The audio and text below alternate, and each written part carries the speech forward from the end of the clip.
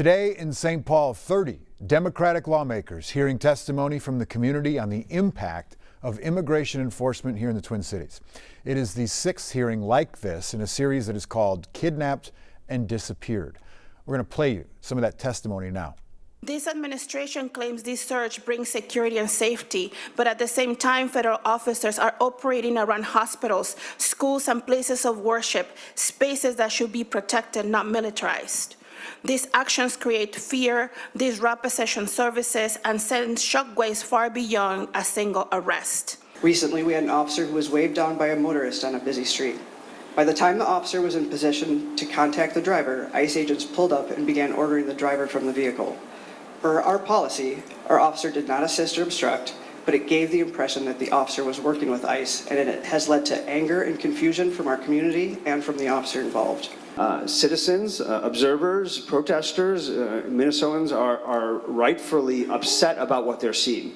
Seeing people murdered, they're seeing people shot at, they're seeing people dragged from their homes and from cars, and they're coming out. For the most part, what we're seeing is escalation from DHS forces. Yeah. On the state level, Attorney General Keith Ellison has launched a form that people can fill out detailing their interactions with federal agents. The goal of that, he says, is to build a case against ICE. Republican leaders, on the other hand, criticizing statements from local leaders accusing them of fanning the flames. No, we're working through all these issues, but I can tell you Minnesota is out of control. You have local and state leaders who seem to be encouraging violence and all of this madness, and the president's frustrated about it, and so are we. The president not responding directly to the hearing today, but posting this on Truth Social saying, without evidence, that, quote, troublemakers, agitators, and insurrectionists are in many cases highly paid professionals, end quote. Then he says the governor and mayor, seemingly talking about Minneapolis Mayor Jacob Frey, have totally lost control, he says. He goes on to say that if he is forced to act, he will, quote, and it, again, probably referring to protests against ICE activity, will be solved quickly and effectively. Here's Governor Tim Walz's most recent statement about what is happening in Minnesota. He says, quote, I am making a direct appeal to the president.